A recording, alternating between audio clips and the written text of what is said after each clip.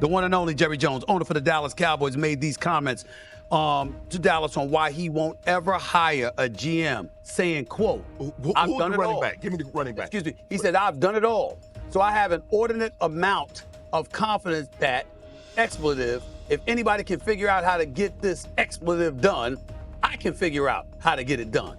So hell no. There's nobody that could expletive come in here and do all the contracts and be a GM any better than I can.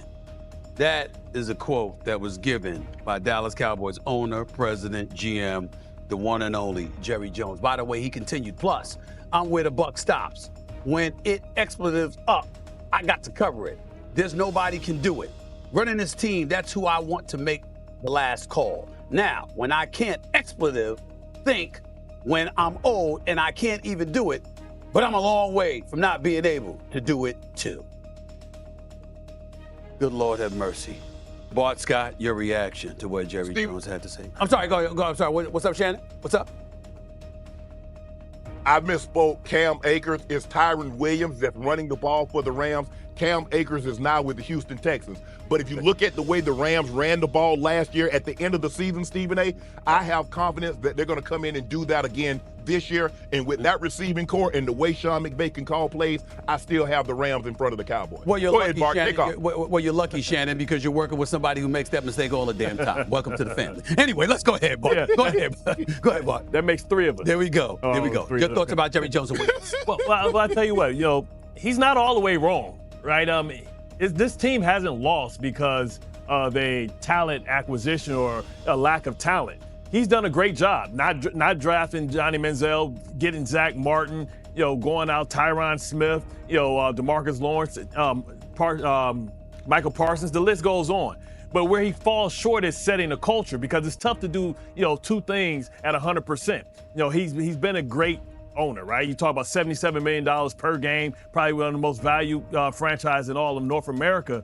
But he hasn't cultivated the championship because he doesn't empower his coaches, because he's over there micromanaging everything. And sometimes you have to step back and allow people to do their jobs. He oftentimes renders his head coaches powerless, and everybody knows the buck stops with him. And if they have a good cushy relationship with him, then they're good. He needs to kind of step back from being able to be in the media so much and step back and allow these guys to kind of be able to be under the radar, which is hard to say when he's trying to promote the brand.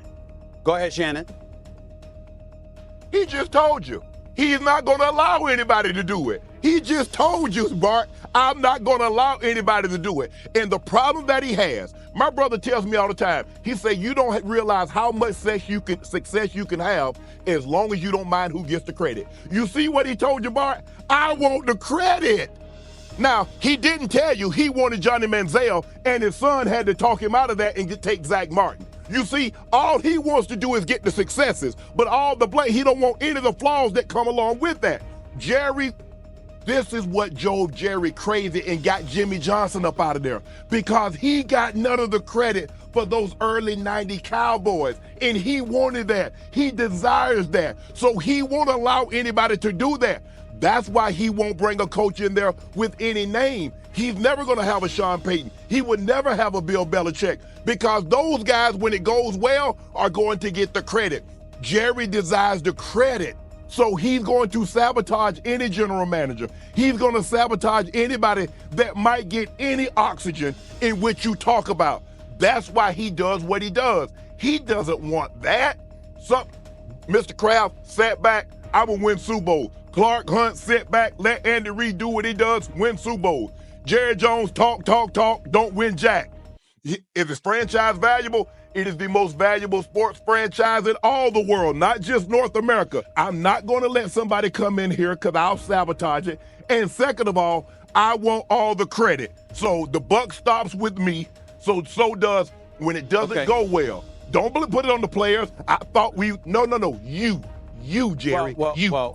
I mean, it did seem a little like sad. It's not something you expect an owner to be out here yelling about and emotional, but I would have an emotional response if someone told me that I was a bad general manager, considering how well this team is drafted and developed over the last several years. Like, he's one of the few teams that's been able to transition from a good quarterback to another good quarterback and find all pros deep in the draft and all over the draft. So, like, yeah, I get why his response has been a little emotional. Taking the next step, that's the problem. I think you could argue that he hasn't done a good job in hiring and firing coaches, but you can't knock him for talent acquisition and development. I mean, that part of it I get, and I believe that is one of the reasons that he would have a right to be aggravated. The fact that he keeps sticking by his coaches, Jeff, surprises me, particularly from the standpoint that they have underachieved. They have played lesser than in the playoffs than their talent. He has done a great job at the top of the personnel department of putting good players on the field. I don't think that's debatable, Jeff. No, I think it's all very complicated because you look at the draft picks. You look at the fact that I know we've called him quote unquote cheap the past several months with these negotiations. He does wind up paying CeeDee Lamb even though he acts like he's not going to all along. To your point, the question becomes the coaching, the little things that ultimately lead to a championship. Are you willing to make those hard decisions? And I think sometimes the conflict in your mind of being the owner and the general manager can really create a problem when it comes to these big decisions. So I get where you're coming from this. I think it's actually a really good point. For more than 30 years, Jerry Jones has been synonymous with the Dallas Cowboys. As both the owner and general manager, Jones has wielded near absolute control over every decision made in the organization. But this power comes with a critical question that divides the NFL world. Is Jerry Jones truly the genius GM who can lead the Cowboys back to glory? Or is he, in fact, the very reason the team has struggled for nearly 3 decades? It would be unfair to discuss Jerry Jones without acknowledging his undeniable strengths.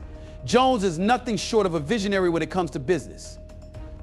Under his leadership, the Cowboys have become a global brand and the most valuable sports franchise on the planet, valued at an astounding $8 billion. This level of financial success is something few in the sports world can rival. But beyond the dollars and cents, Jones has made some impressive football decisions as well. His tenure as GM has produced stars like Zach Martin, Tyron Smith, and Micah Parsons, players who have become the backbone of the Cowboys roster. Jerry Jones isn't afraid of bold moves like securing wide receiver CeeDee Lamb with a massive contract extension, ensuring that the Cowboys remain competitive on the field. His confidence is evident in his words, "There's nobody who could do this job better than I can." However, for all of Jones' brilliance in business and player acquisition, there is a dark side to his reign as GM, a side that has arguably done more harm than good. Despite the talent he's brought to the team, the Cowboys haven't reached the NFC Championship game since 1996. That's nearly 3 decades of unfulfilled potential and frustration for Cowboys fans. The reason? Jerry Jones' refusal to step back. He insists on being involved in every decision from coaching hires to game strategies. This constant micromanagement has stifled the leadership of his coaches, reducing them to figureheads rather than true leaders. And Jones craves control, and this need for power has led to a culture where creativity and autonomy are stifled. Critics argue that the Cowboys' failures aren't due to a lack of talent, but rather a lack of leadership, a leadership that is constantly undermined by Jones' involvement. He wants the credit for every victory, and when things go wrong, he deflects the blame.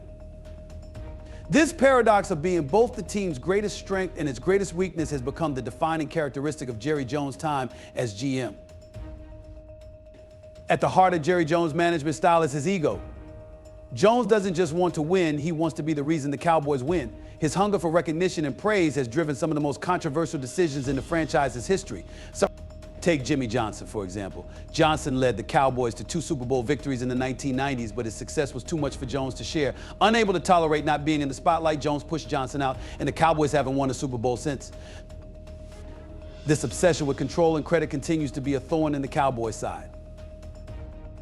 Jones' reluctance to hire big-name coaches like Sean Payton or Bill Belichick is a reflection of his need to be the center of attention.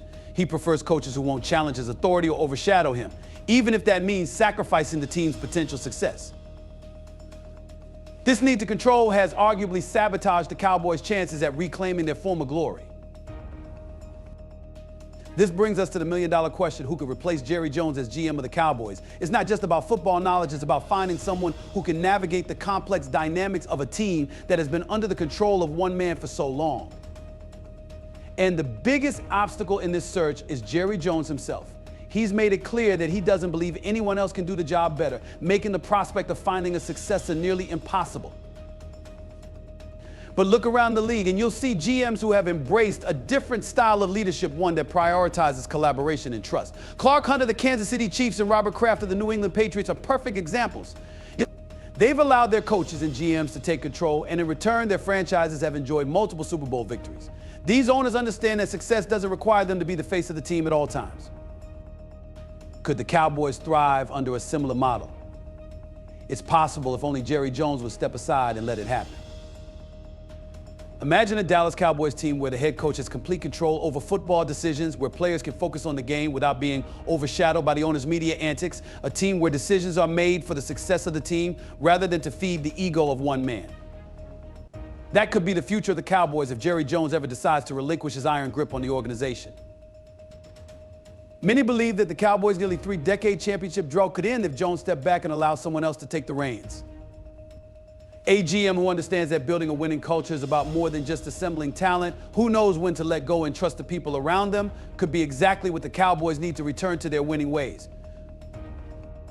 Jerry Jones is a complicated figure, a man who has achieved unparalleled success in business, but who may have held his team back on the field. His strengths as a visionary and talent evaluator are clear, but his need for control and his overpowering ego have created a culture that may have cost the Cowboys multiple championships. It might be time for Jerry Jones to seriously consider stepping aside as GM. It's not about giving up control completely. It's about recognizing that sometimes the best leaders know when to let others take charge. Until that day comes, the Cowboys' future remains uncertain, locked in the hands of a man whose greatest strength is also his greatest flaw.